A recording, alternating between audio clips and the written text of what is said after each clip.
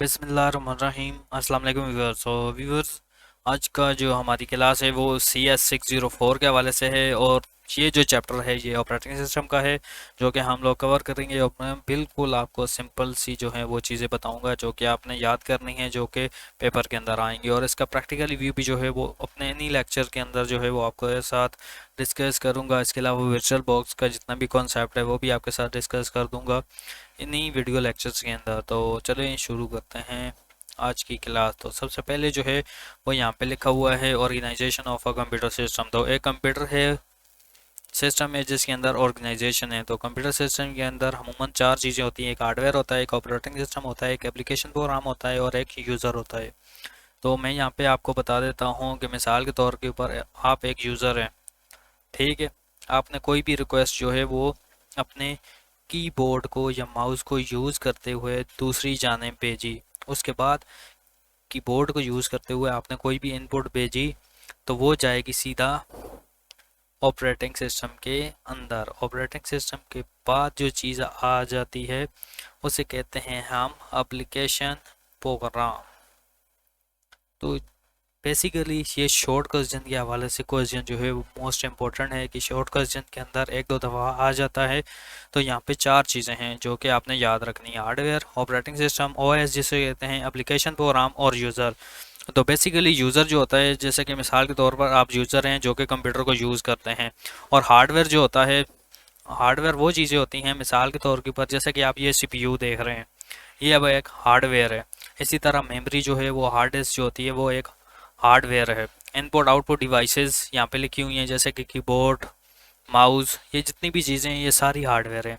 और operating system की बात करें तो ऑपरेटिंग सिस्टम जो है वो एक सॉफ्टवेयर होता है कंप्यूटर के अंदर, जैसा कि विंडोज़ है जिसके ऊपर हम अपनी तमाम वर्किंग कर रहे हैं। तो ये विंडो जो है ये सारी चीज़ों को मैनेज करती है। विंडो का काम है कि सारी चीज़ों को, एप्लीकेशंस को भी मैनेज करती है। अब मोबाइल के अंदर भी ऑपरेटिंग सिस्टम होता है जिसके अंदर आप ऐप्स को मैनेज करते हैं।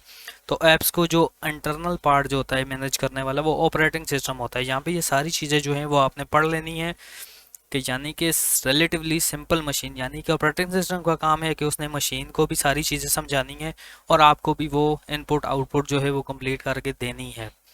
ये बहरहाल किस तरह होंगी वो हम आने वाले लेक्चर्स के अंदर देखेंगे। एप्लीकेशन प्रोग्राम क्या होता है कि ऐप्स जो होती हैं वो आपके काम को आसान बना देती हैं। अब ऑपरेटिंग सिस्टम जो है वो ज़्यादा फैसिलिटीज़ आपको प्रोवाइड नहीं करता। तो हम लोग जो है वो यूज़र ही जो है वो ऐप्स बनाते हैं ताकि हमारा कंप्यूटर के साथ जो है वो कनेक्टिविटी अच्छी रहे। मिसाल के तौर पर कंपाइलर जो है वो भी एक ऐप्स ही है। डेटाबेस मैनेजमेंट सिस्टम, ये माइक्रोसॉफ्ट के जितने भी प्रोग्राम हैं, वीडियो गेम्स हैं, ये सारी चीज़ें जो हैं वो एक एप्लीकेशन प्रोग्राम के अंदर आ जाती हैं। और यूज़र, यूज़र इंक्लूड हो सकता है पीपल, यानी कि लोग जो है वो मिसाल के तौर के ऊपर यूज़र ही जो हैं वो वर्किंग करते हैं, मशीन भी जो हैं वो वर्किंग करती हैं। ये बहरहाल आप बाद में देखेंगे। अदर्स कंप्यूटर, ठीक है जी, कंप्यूटर का जो नेटवर्किंग सिस्टम होता है उसके अंदर भी इसकी यूजेज होती है, तो वो भी मैं आपको बाद में बता दूंगा। बहरहाल आपने नेटवर्किंग के कॉन्सेप्ट के अंदर देख लिया होगा। तो यहाँ पे ओवरव्यू है जो कि आप देख सकते हैं और मैं आपको बिल्कुल सिंपल से वे के अंदर बताता हूँ कि मिसाल के तौर के ऊपर के एक टीचर है जो कि हमें कोई बात समझाता है। तो वो क्या करता है, पहले हार्डवेयर मतलब एक यहाँ पे बोर्ड का सहारा लेगा और हम बच्चों को जो है वो एज ए स्टूडेंट को सारी चीज़ें जो है वो समझाएगा। वो टीचर है और हम जो है वो स्टूडेंट है, तो हमें सारी चीज़ें इस कॉन्सेप्ट के ज़रिए जो है वो समझ आएंगी। इसी तरह जो कंप्यूटर का हार्डवेयर होता है, यानी कि माउस वगैरह, ये सारी चीज़ें जो हैं हार्डवेयर जो होती हैं ये सारी इनपुट देती हैं ऑपरेटिंग सिस्टम को। और ऑपरेटिंग सिस्टम जो है वो इन सारी की इनपुट आउटपुट को जो है वो मैनेज करता है। मैनेज करने के बाद जो है वो सिस्टम को देता है इनपुट या आउटपुट, और उसके बाद जो है वो इनपुट यूज़र को मिलती है। जो यूज़र होते हैं डिफरेंट टाइप के, मिसाल के तौर पर यूज़र जो है वो डायरेक्टली जो है वो कंप्यूटर के हार्डवेयर के साथ जो है वो कंप्यूटर के साथ डायरेक्टली जो है वो कम्युनिकेट नहीं कर सकता, बल्कि वो हार्डवेयर को यूज़ करता है, ऑपरेटिंग सिस्टम को यूज़ करता है और सिस्टम को यूज़ करता है। यहाँ पे खैर बहरहाल इन्होंने ठीक नहीं लिखा हुआ है, ये हाई लेवल लैंग्वेज की चीज़ें हैं।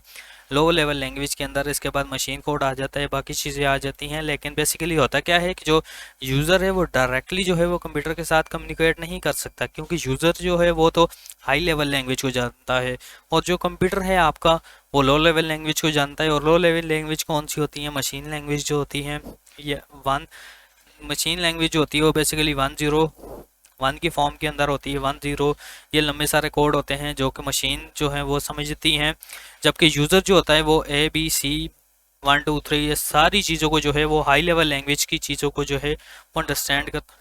तो जैसा कि व्यूअर्स मैंने आपको हाई लेवल लैंग्वेज के बारे में इंफॉर्मेशन दे दी। अब बात आ जाती है जो है वो पर्पस ऑफ द कंप्यूटर या setting of the operating system concept and principle की। तो यहाँ पे आप देख सकते हैं कि हमारे पास जो है वो इंटीजर यूनिट होता है, कंट्रोल यूनिट होता है और फ्लोटिंग पॉइंट यूनिट होता है। एक ये चीज़ होती है जिन सब को हैंडल करती है मेमोरी बसेस, और ये हमारा प्रोसेसर होता है। प्रोसेसर के अंदर ये सारी चीज़ें होती हैं, कैशे होती है, फ्लोटिंग पॉइंट होती है, इंटीजर होता है और कंट्रोल यूनिट होता है। इसके बाद प्रोसेसर होता है और ये चीज़ें हैं सारी उसके अंदर। प्रोसेसर जो है वो जितनी भी इंफॉर्मेशन है अगर रैम से रिलेटेड अगर उसने इंफॉर्मेशन लेनी है तो वो मेमोरी बस को यूज़ करेगा जिसको मैम लिखा हुआ है।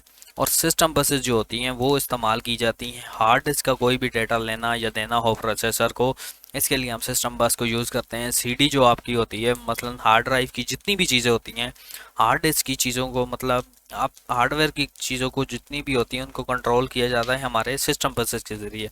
अब फॉर एग्जांपल कोई प्रिंट निकालना है तो वो प्रोसेसर की मदद से कॉल की जाएगी। तो यहाँ से पे प्रोसेसर जो है वो प्रोसेसर की मदद से यहाँ पे कॉल की जाएगी और प्रिंटर जो है वो हमें प्रिंट निकाल के दे देगा। या प्रोसेसर की मदद से हमें जो है वो यहाँ पे मॉनिटर के ऊपर डिस्प्ले मिल जाएगा जो हम देखना चाहते हैं आउटपुट की फॉर्म के अंदर। इसी तरह जो है वो इनपुट भी लेगा और यहाँ से प्रोसेसर को देगा। तो ये सारी चीज़ें जो है वो आप देख सकते हैं कि सिस्टम बस जो है वो हार्डवेयर का प्रोसेस, जितना भी हार्डवेयर का प्रोसेस होगा उस सब को जो है वो कंट्रोल करेगी आपकी सिस्टम बसेस, जो कि आप ऑलरेडी पिछले मतलब छोटी क्लासेस के अंदर भी पढ़ चुके हैं, बड़ी क्लासेस के अंदर भी पढ़ चुके हैं। लेकिन हार्डवेयर का जितना भी प्रोसेस होता है वो सिस्टम के कंट्रोल के अंदर होता है।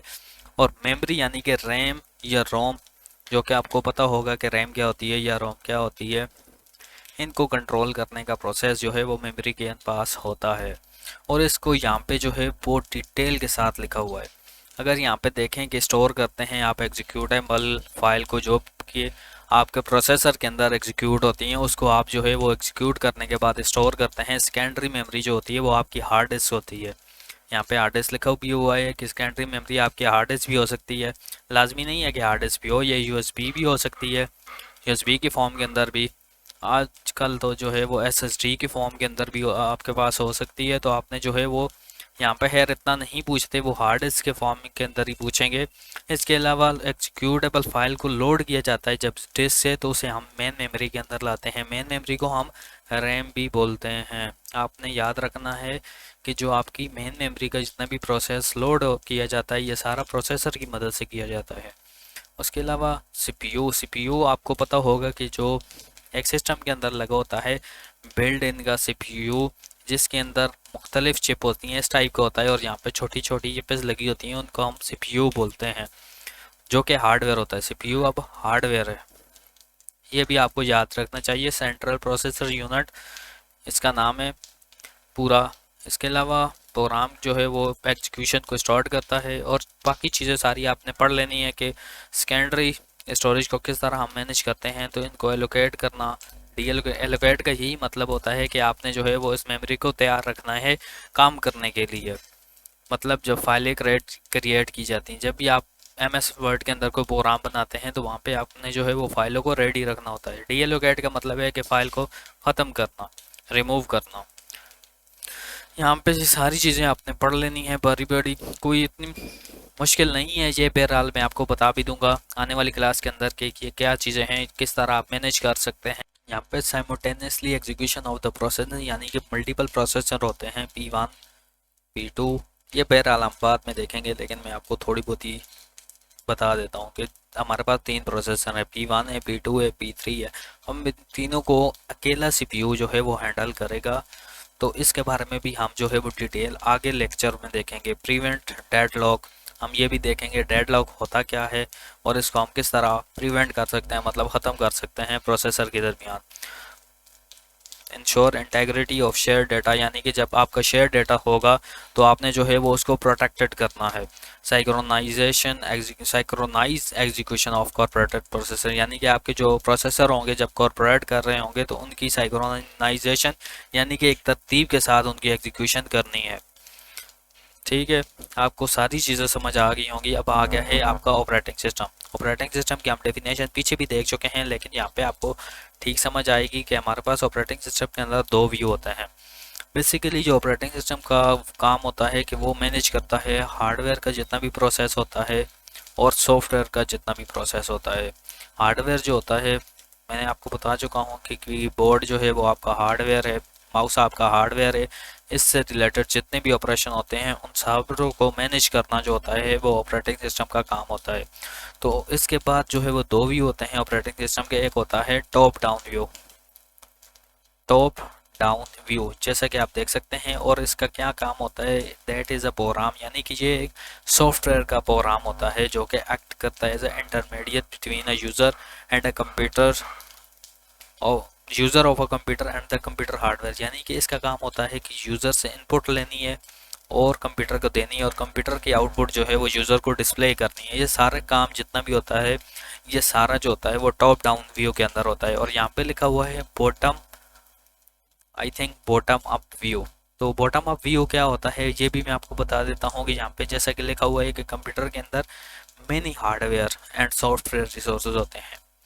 यानी कि यहाँ पे तो प्रोग्राम है जो कि हमें नज़र आ रहा है डिस्प्ले, लेकिन बॉटम के अंदर क्या हो रहा है। अब एक चीज़ है, फॉर एग्जांपल हम गाड़ी चलाते हैं, हमें नहीं पता कि अंदर इंजन कौन सी चीज़ें जो है वो काम कर रहे हैं। हमें टॉप डाउन के ऊपर यही नज़र आता है कि हम जब ब्रेक को प्रेस करते हैं तो वो गाड़ी रुक जाती है, हमें अंदर का प्रोसेस नहीं पता। तो बॉटम अप का यही मतलब होता है कि जो अंदर का काम है ऑपरेटिंग सिस्टम के अंदर वो परफॉर्म किया जाता है, जो कि हमें नज़र नहीं आता। मैनेज किया जा रहा होता है हार्डवेयर के साथ भी और सॉफ्टवेयर रिसोर्स के साथ भी, लेकिन हमें नज़र नहीं आता। ये सारी चीज़ें आपने जो है वो यहाँ पे पढ़ लेनी है, आपको ठीक तरीके से समझ आ जाएंगी कि जितने भी हार्डवेयर या सॉफ्टवेयर से रिलेटेड चीज़ें होती हैं उनको सॉल्व करने के लिए ये सिस्टम यूज होता है। सीपीयू का टाइम के लिए यूज़ होता है, मेमोरी के स्पेस के लिए, फाइल की स्टोरेज के लिए। फॉर एग्जांपल आपके पीसी के अंदर बहुत ज़्यादा वर्किंग होती है, सीपीयू का टाइम भी आपको मैनेज करना होता है। जब मल्टी प्रोग्राम आप करते हैं तो तब आपके पास बहुत ज़्यादा जो है वो चीज़ों का ध्यान रखना पड़ता है। अब मेरे पास भी जो है बहुत ज़्यादा चीज़ें जो है वो मैनेज मैं करता हूँ। फॉर एग्जांपल अगर मेरे पास सिंगल कंप्यूटर है तो मैं इसके ऊपर एक प्रोग्राम भी रन कर रहा होता हूँ, साइमल्टेनियसली रिकॉर्डिंग भी कर रहा होता हूँ, आपको समझा भी रहा होता हूँ। इसके अलावा जो है वो बैक साइड के ऊपर भी मेरी 2 से 3 वीडियो जो है वो चल रही होती हैं। इन सारों को जो है वो मेरा ऑपरेटिंग सिस्टम मैनेज करता है। तो ये सारी चीज़ें आपने देख लेनी है, अदरवाइज आपका जो है वो ये लेक्चर ख़त्म हो चुका है। हम नए लेक्चर के अंदर मिलेंगे, तब तक के लिए अल्लाह हाफिज़।